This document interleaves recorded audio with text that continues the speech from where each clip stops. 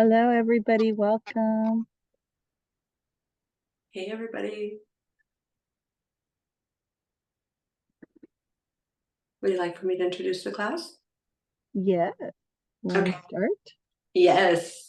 Feliz 17 de septiembre. This is Denisse Favela, and I'm Tere from North Gonzalez Markets. And today we're going to work on teach you how to make enchiladas rojas.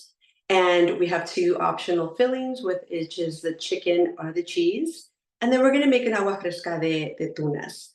But given the celebration that we have today, and that's significant to our history, I want to talk about what are the importance of choosing such a dish like enchiladas, especially since they integrate an essential ingredient like corn tortillas. And as many of you know, I study a lot of the vintage and historical cookbooks of Mexico. And what we'll find is that there's thousands of different ways to make enchiladas. And they are emblematic in terms of defining the culinary cuisine of Mexico at a national level. We all know that Mexican regional cuisine is incredibly diverse, and there's so many different ways to make enchiladas themselves, from variations from one state to another. So today we're just going to work on a basic recipe which is mild. And I'm going to talk to you a little bit about some things that you can do or different chiles that you can add or subtract to make them mild or a bit more spicy. So let's get started. If you look at the recipe, we're going to be starting with 3 Roma tomatoes. And we have some chile guajillo, smoky. This is going to add the heat to the recipe. We're only going to go with 2. And we're going to have some chile California, just basically a dried anaheim chile. It's a lot more mild. It adds that vibrant red to the sauce. And we have some onion and some garlic. And then we are also going to add some maicena to thicken the sauce. A lot of different ways to thicken enchilada sauce, including egg. Yes, egg. Back in the 70s, this was a way, but we're going to use the maicena. And so the first thing that we're going to do is, obviously, we're going to cut up our chiles. Now, here's an example of one. I have my other ones cut. This is the California. This is my shortcut. I've seen cocineras tradicionales use their hands and tear it up. I personally like to just grab my scissors and I take the top off. And these are the kitchen scissors I always use. And I cut it in half. I open it up and I remove all of the seeds. Now the seeds are add a lot of heat, so it's really up to yourself if you want to leave some of them. Sometimes I like to leave some in, and you could always save the seeds because there's also some dishes that you can make with them, like venorio. It's a mole con durango. So I prepped some of my chiles ahead, and I have my 2 guajillo and my 3 California and tomatoes. So what I'm going to do is I'm going to bring over the camera to my comal, and we're going to lightly toast them. And we're going to talk a little bit about how to identify when they're ready and when it's time to take them out so they don't burn and get bitter. So I'm going to bring you guys over to my comal. You won't see much of my face, but you should be able to see my comal, which is right here. I am going to put my comal at a medium heat. I really don't want it to be too high. I mean, everybody's stove is a little bit different. Mine heats up really quickly, especially this comal. We've had this one for like 20 years. And I kind of know it well, and I know it's going to take about a minute. So I'm going to let it lightly heat, and we're going to bring my chiles over. So what I'm going to do is I'm going to start with my California. And I've already removed the seeds, and I'm going to put them over lightly, and then bring my 2 guajillos. So first things first is you're going to want to take note of the color before you put it on the comal. This will help you visually identify when they're getting ready, because as they begin to warm up, the color begins to change. So this is a multi-sensory experience. You're going to look, you're going to smell when they release that aroma, and you're also going to look for the texture. They'll go from being a little bit more, firm, non-pliable they'll soften up. So I'm going to give those about, now the pan, I just started it, I didn't have it on, so it might take more than a minute. But I'm carefully observing it just as we have it. In the meantime, I'm going to start heating this pan.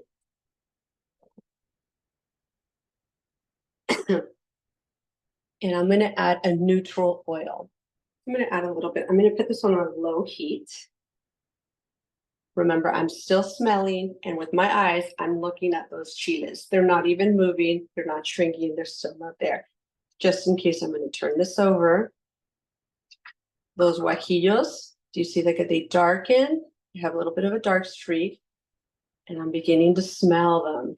So I'm going to hold off on my oil right now, because ya casi están. I'm about half a minute, and then I'm going to bring them over to the side. I got a little bit of a cough there. Now, if you're not, yo tengo un poco de callo, as my mom likes to call it, was a little bit of a callus that you develop over time in losing el comal. It's totally okay to use some tongs if you don't feel comfortable touching the comal. I'm pretty used to the heat, so don't try this method of me just putting my bare hands unless you have that callo, that callus that we like to cut. So ya están estos chilitos. Ya los voy a poner aquí. Y este comal lo voy a apagar. Take it off for now. And I'm going to put these chiles to the side.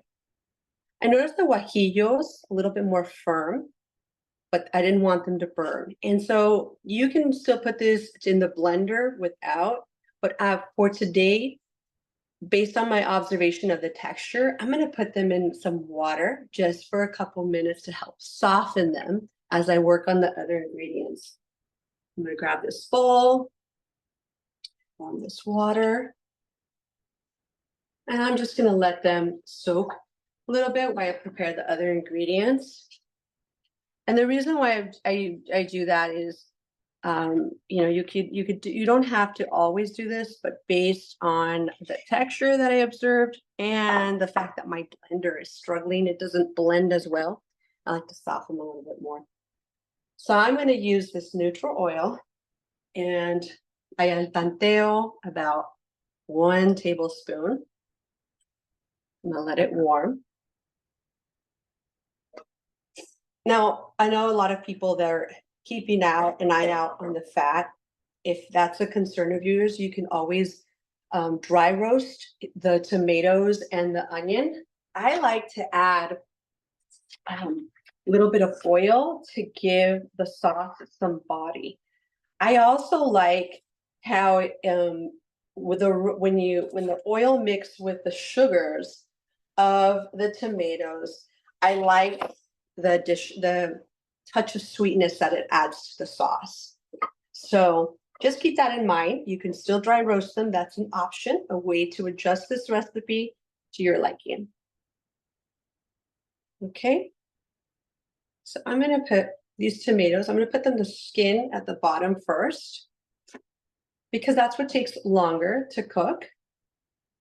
And then I'm going to add my onion, which it's 1/3 of a white onion, and I'll put them on the side like this. My garlic, I don't like to put it without the skin. I like it to have a protective skin to avoid it from burning.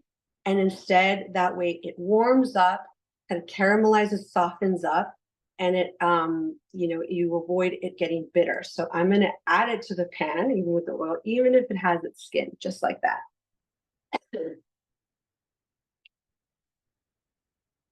Now, there's so many different recipes of enchiladas out there. There's, some that are more thick. I like, my husband likes them really thick and spicy. I like this recipe because it's reminiscent of the enchiladas that I have at my favorite restaurant that I grew up going to as a kid here in LA. So it's a little bit more saucy and a lot more mild. I've seen and I've done recipes where we use everything from anchos chiles, which you might see a lot, And those are a little more of a chocolatey, fuller flavor than the guajillo. Also can be spicy depending on the chile you get. So there's definitely some room there if you want to swap out a California and add an ancho to make it spicier, or swap out a California and add another guajillo. My husband likes me to add a chile de árbol, which is a lot spicier. And sometimes we'll add that when we're not going to have guests, or I don't have to worry about having some ready for my little girl. These have a mild spice level, so even my little girl will have some of the sauce.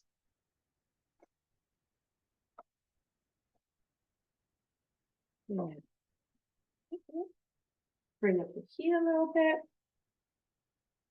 Move around.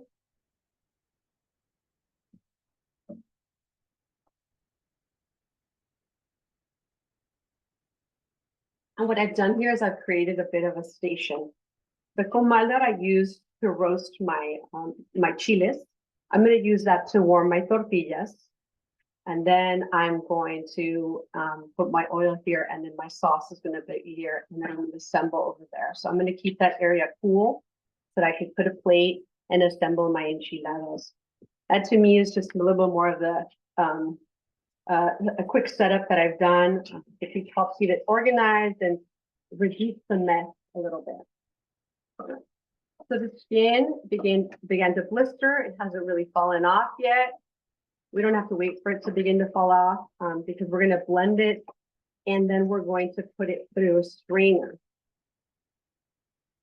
But I still want those tomatoes to release those sugars and those nice juices that are blending with the oil. This is going to be the same pan that I'm going to bring the sauce back in, because it's going to already have some of the oil that also reduces the amount of pans you have to clean. But since it's getting those flavors mixed in, it works perfectly by then pouring in your enchilada sauce once it's blended back in.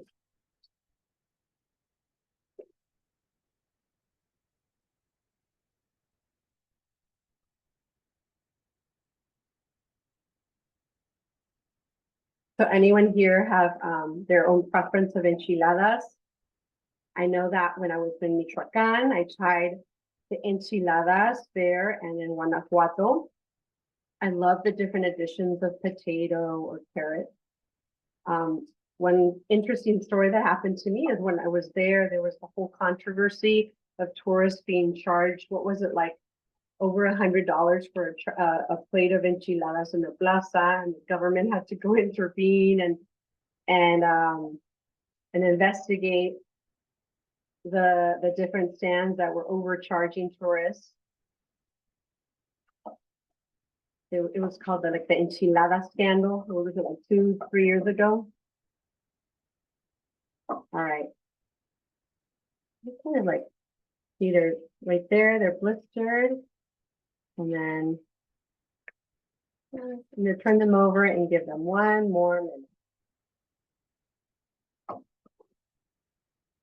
My garlic, I'm going to take that one out. Now, I don't know if I noted for you guys there, the garlic, before I put it in, what I did was I sliced the skin. I left it kind of open, so it's easy for me to remove. And what I'm going to start doing here is the ingredients that are ready. I'm going to start dumping them into my my blender, the garage. All right. Give them another turn.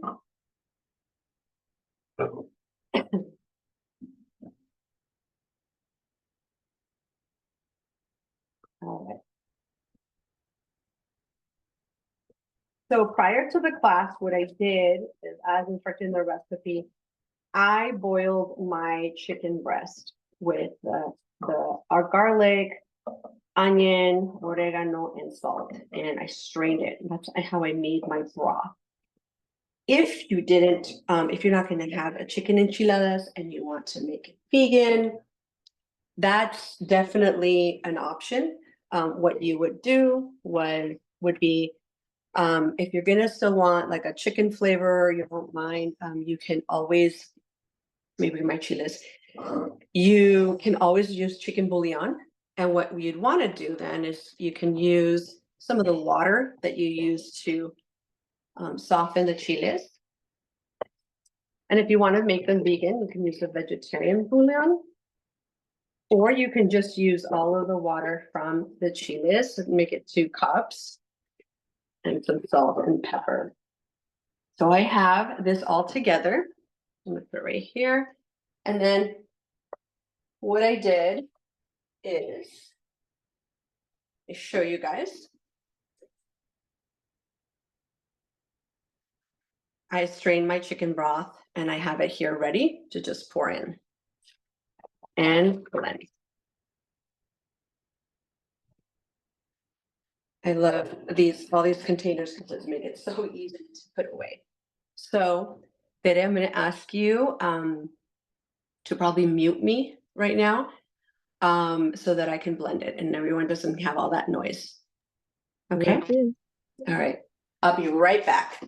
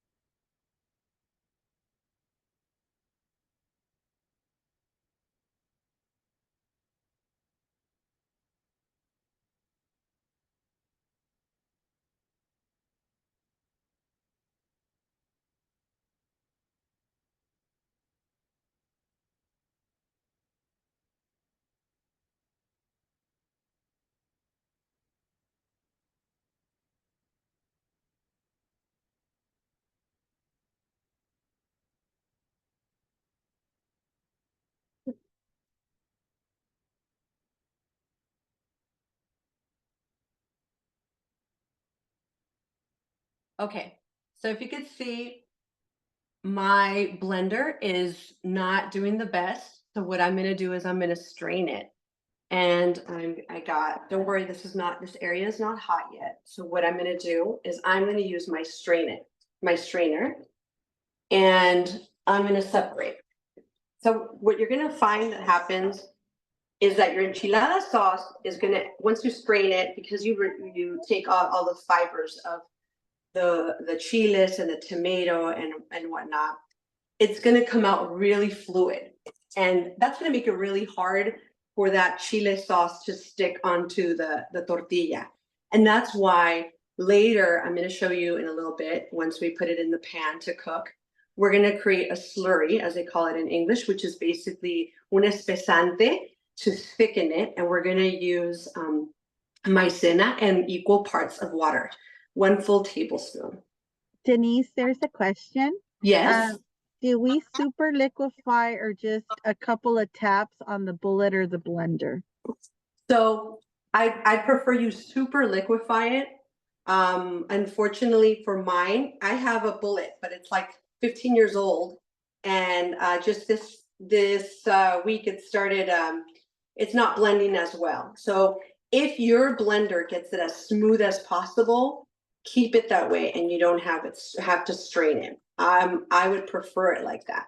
But because my strainer is acting up and it's not blending well, I'm gonna strain it. So ya casi. Thank you. Thank you. All right. Right there. Okay, so I'm gonna put this to the side. And I would say you're gonna salt this to taste. What my mom and I always like to do is, hold on, let me just grab a spoon. Is, le das una probadita. Because my broth had some salt, it's going to have some salt already, but I'm gonna just taste it to then, gauge it. I would say add about half of a tablespoon as a base. Now, in my opinion, the tomatoes and the chiles are really flavorful. So I'm not going to add any more salt.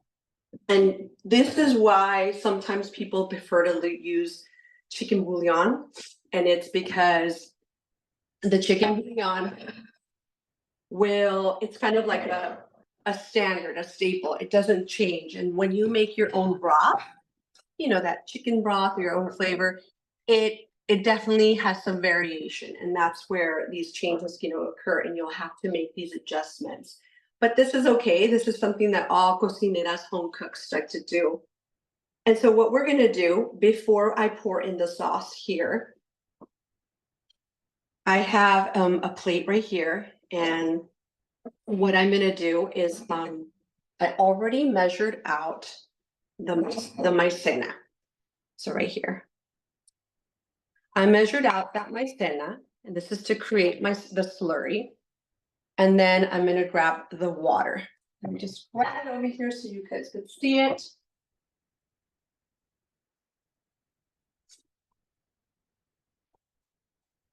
So what we're going to do is we're going to pour in that equal part water. If you have, a fork or anything, just to right there. And just mix it up, make sure it all dissolves. And we're going to put it to the side. Put it to the side and add it in once our sauce starts heating up. So I have right here, this is going to be a medium. So, to Denisse, they want to know, is that like flour? The maicena is a derivative of, it's a cornstarch. If you see the cornstarch and whatnot, some people will use masarina, which is corn flour. And I know there's a different name for the flour one with wheat. I personally don't use that one. I've always just either used to thicken it eggs or the maicena. So far, my favorite is the cornstarch, which is maicena that I've been mentioning. And I'm going to thicken it because I'm going to show you what the sauce right now, when I pour it, you're probably going to see how porous it is. It's almost like a juice. And that's not, I don't want it to be like that. I want it to get a bit of consistency where it has some body. And so to do that, I'm going to add the cornstarch. So I have it right here. It's fully mixed. And don't worry, it'll make your sauce look a little bit white, or a bit like not white, but it'll slightly change the color, because you're going to go from like a vibrant red to like an orange. And what we're gonna do is we're going to lightly heat it at a medium heat until the proteins of the maicena begin to expand, and that's when you're going to notice that it's going to start to thicken. And once it thickens, we're going to turn it off.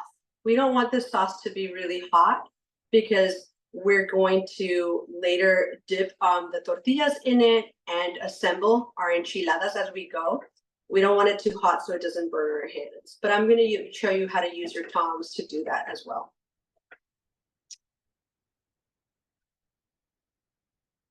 Now, there's so many variations in my region. Like, for example, my mom, we will add some cinnamon to our sauce. I personally will add like a small piece of a cinnamon stick when I blend it, and even some vinegar if I want to help preserve the sauce. Sometimes what I like to do is I keep it in the refrigerator 2-3 days max and use it, or I'll freeze it. But I like the warmth that the cinnamon adds to the sauce, and it really complements the chiles, especially if you add like a chile de árbol and you want to make it a little bit spicier.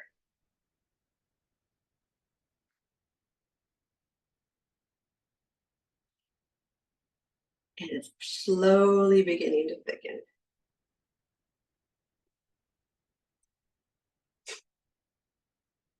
And it's totally okay if you like chunky sauce. My husband, like as I said before, really likes that chunkiness. And I always tell people, it's all a matter of taste and your liking and the texture that you're looking for.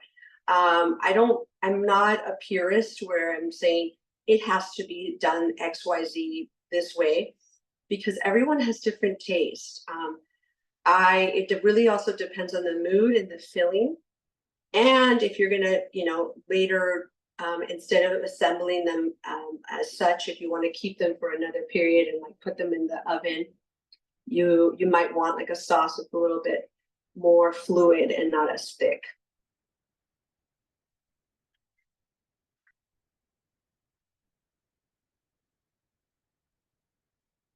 By the way, my mom specifically came over because she knew I was making enchiladas.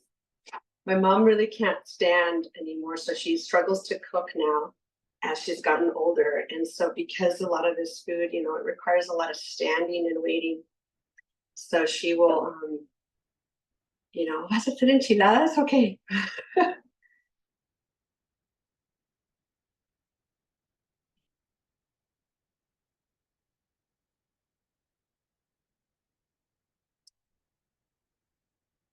I'm gonna let that sit for a little bit. And what I'm gonna start doing is preparing my oil over here. My comal, I'm gonna turn that on to have it heating. Low. More oil. And I am gonna turn it on medium to low heat so that it starts warming. My cheese is over here. And I put my plates right over here to start assembling it a little bit.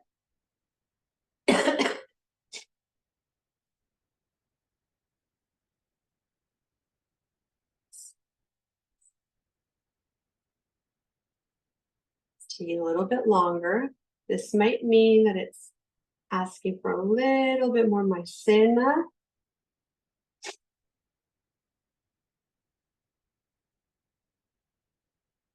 I am going to step on over and add half of a teaspoon of maicena. Just give me one quick second.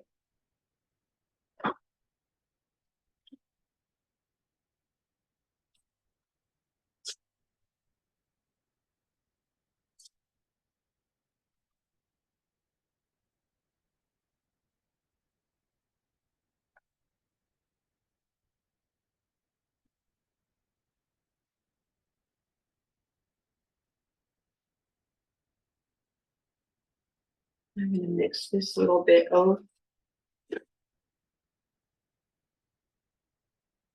the tomatoes were pretty juicy. There's some variables that might, call for some adjustments as you're cooking and you're observing. And sometimes when tomatoes have a lot more juice or water, it made the sauce a little bit more fluid. So I'm going to add a little bit more of the maicena.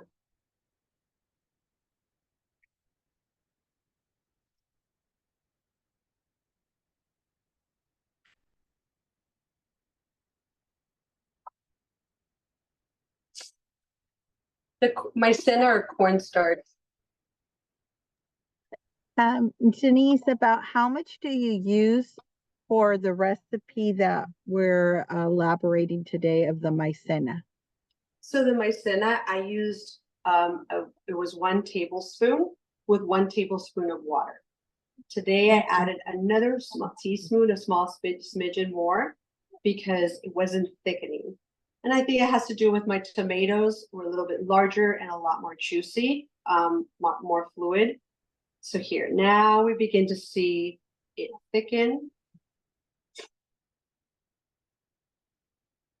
And we're getting there.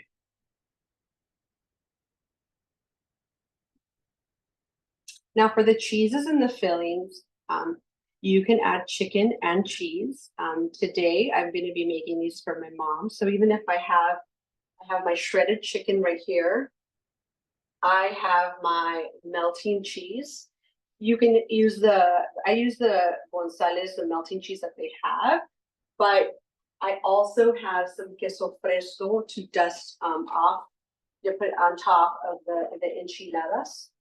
And what I did was for this one, you can add it inside or on the top, is that I got a grater and I grated the queso ranchero. So it's all, crumbled and easy to apply. Denise, they say the color of your sauce is beautiful. You know what? It all has to do with the chiles.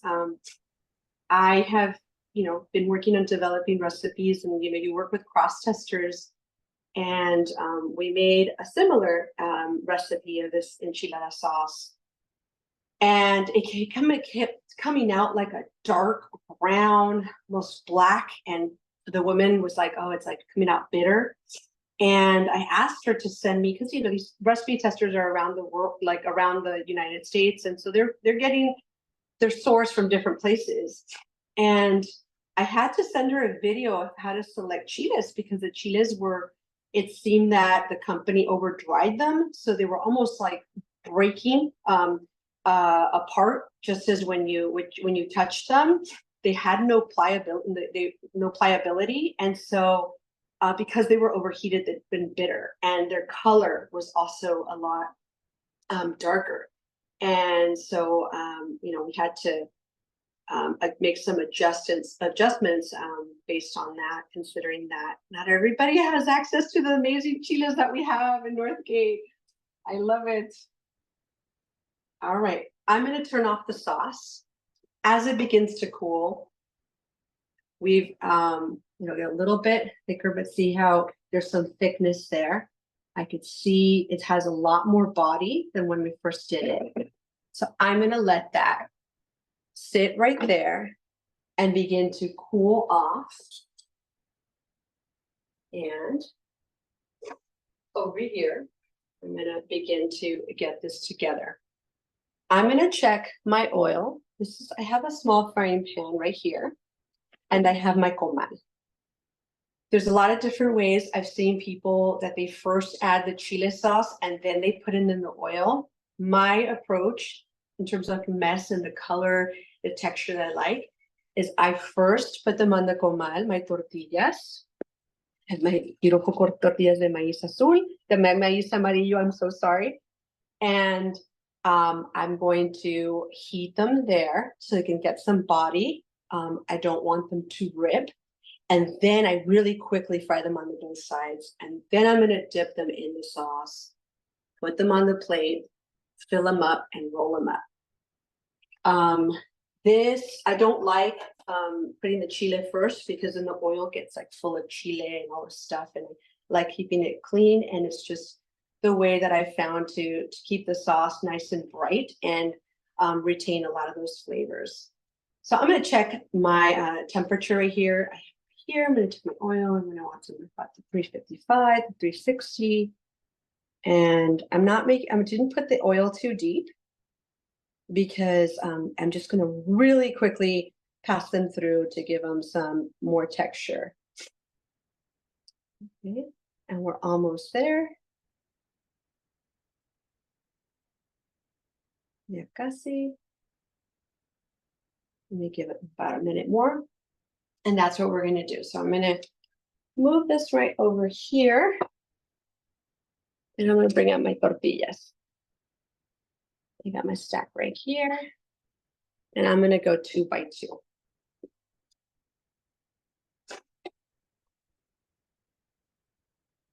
Right here.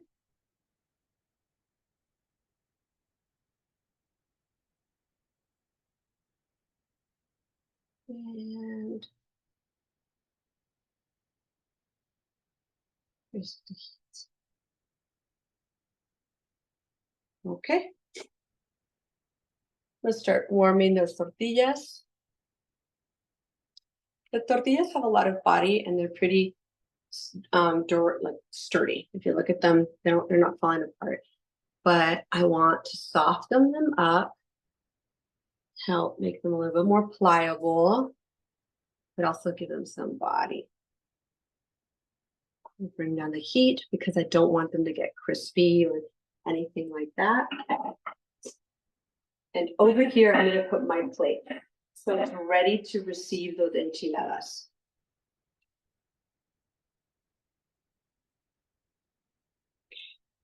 The first ones that I add, they're getting used to the heat. And I'm going to let that. See, initially, the tortillas, I don't know if you remember, they were kind of like bent, had some waves in them. Now they've kind of, se han aplacado, se han tranquilizado un poquito. I don't want them to get crispy. So I'm going to put this one to the side. And this one's ready right here. So what I'm going to do is I'm going to grab my tongs really quickly. Put it in the heat, in the oil, right there. And it's going to get some bubbles, but we don't want it to become a tostada. So we quickly take it out. And then we dip it in the sauce. I put it all, immerse it fully. And then I'm going to, right there, dip it in. And then this is the part that you got to be a little quick with your hands. I'm going to bring it over here. It's okay if I make a mess. Add that cheese. I'm going to add some queso fresco too. Okay, here, queso ranchero. And then here's the trick. I'm going to use my tongs. Right there. I'm just trying to bring it close to the camera. Okay, that got a little bit messy, but hope you get the idea right there. I'm going to use my tongs, so I didn't even have to touch it with my fingers. Now we're going to repeat it again. I'm going to dip that tortilla a little bit longer. Vamos a ver. There's a question, Miss Yes. Denisse. Why some people do it the other way around? Yes. What's the difference?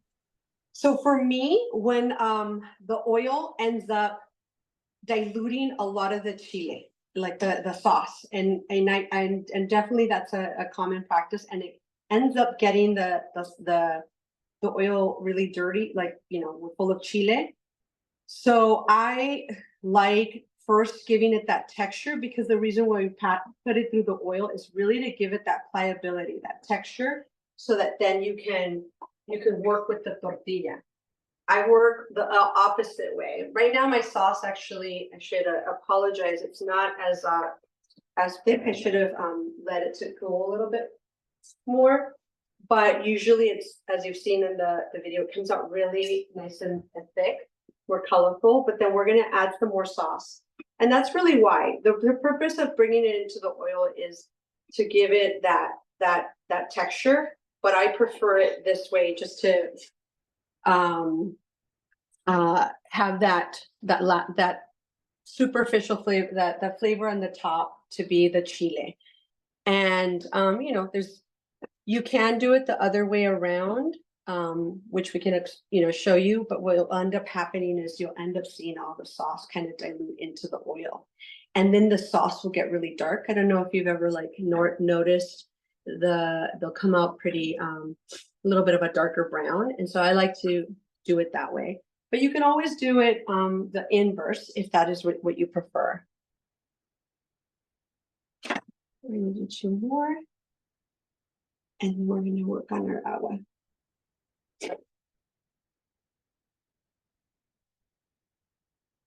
And a lot of people don't heat up the tortillas before. I know that was, some people just like to put the tortilla in the sauce or in the oil first, and that's it. I kind of like, I like to be able to use a knife. I don't like it to be so soft that the enchilada is falling apart as I'm picking it up. So I wanted to have some texture, and I wanted to hold those ingredients. Wait, look how beautiful is this ancho. All right, so we're gonna bring it into the sauce and turn it around.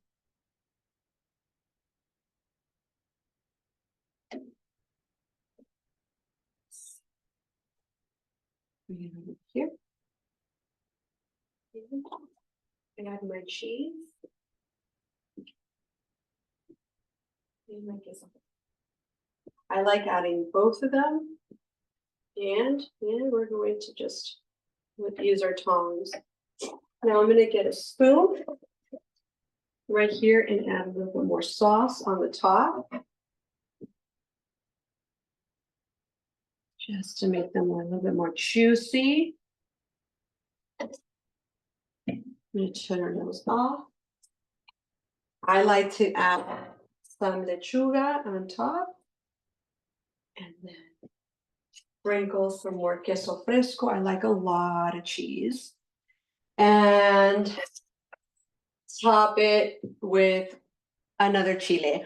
I actually got that idea when I was in Michoacan. I've never had them with a jalapeno curtido, and I absolutely loved it. And so now it's become like a standard. But let me show you guys again a picture, and that's right there. The enchiladas. And if you want more protein, you could definitely add the chicken. It's definitely an option. Right now, I'm gonna move you guys over, move the camera. Hope you don't mind the mess. And we're gonna work on the agua fresca. Have any more questions? I see the chat right there. Okay. They just said you're making them very hungry. Who's that? My mom is like already, I could hear her asking my little girl to ask her if I'm done. I just heard her. You could smell them. Look, they made me sweat. I always like wonder, like, ¿cómo le hacen las señoras en las cenadurías? But you know, I'm cooking inside and with a closed window. So right now the tunas are in season. And I decided to make an agua fresca. I really like this because I like to complement my meals. It has a lot of fiber and they're so sweet that you don't even need to add too much sugar. So what we're gonna do, I'm gonna bring my blender and I'm going to add a couple of, let me get another fork. We're gonna add tres tunas right here.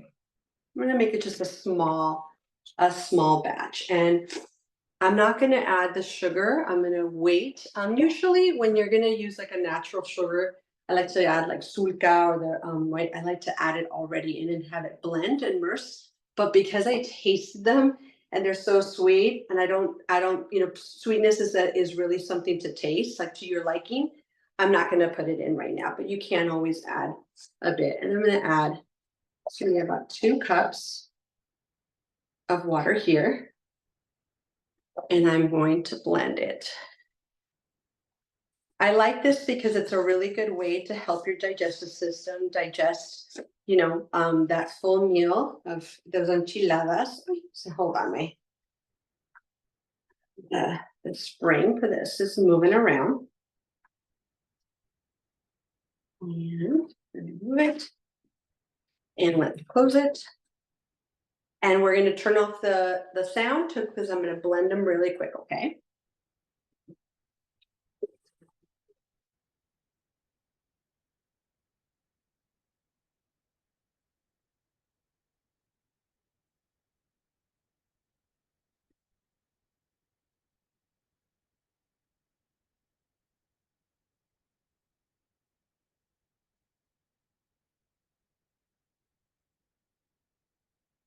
All right. So we've got all the seeds and we want to remove those. And so we're going to open this up. Wait, it is not collaborating with me today.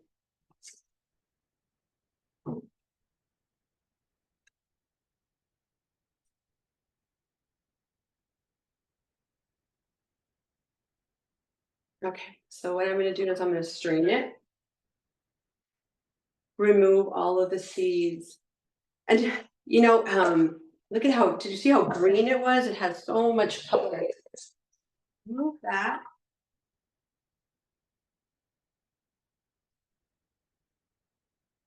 Remove it right here. I'm going to add it into this pitcher. Look at that color. And then I'm going to add the remaining 2 cups We may need 2 cups of water. You can always add some ice. A couple of the different sweeteners that I like for agua fresca. And here's a tip is, I'm gonna just grab a really quick glass and taste it. Here.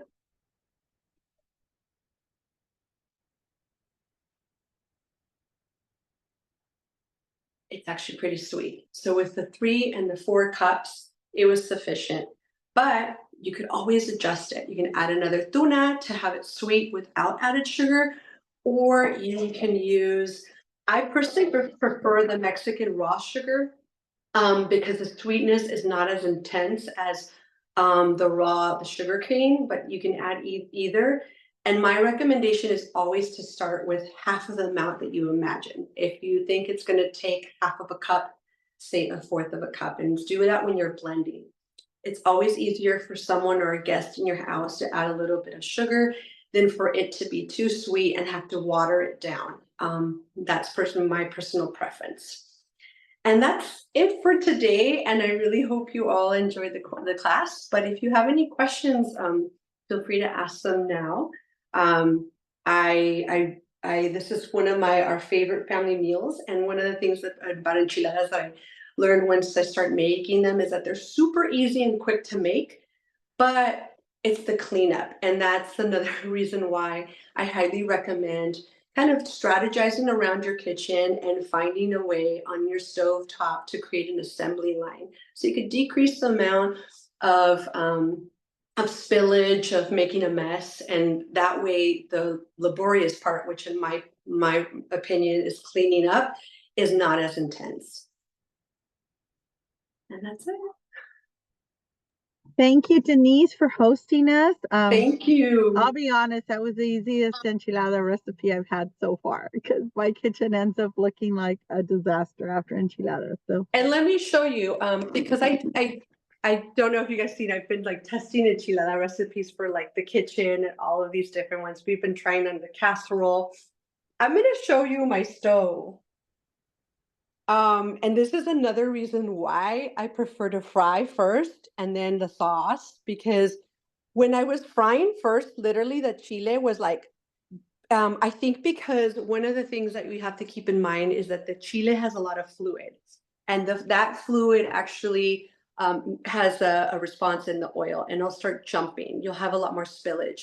But because we do the oil first, you don't have that additional fluid, and so it's not gonna splatter everywhere once you dip in the tortilla.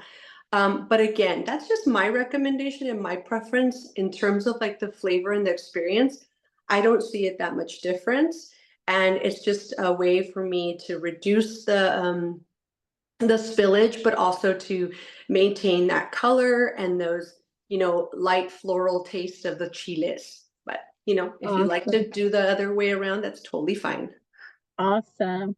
Well, thank you so much for hosting us. And for all of you, join us on Thursday. We'll be working with our young newest member of our chef crew, Mr. Eric, and he's going to teach us how to make tacos de jaiba.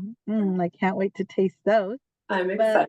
With that being said, thank you for joining, and the recipe will be sent in your follow-up email, but I did put it in the chat. And thank you for joining us. And I'm going to go home and make some tuna water. Thank you. Yes. Have a great day, everybody. Take care. Bye-bye.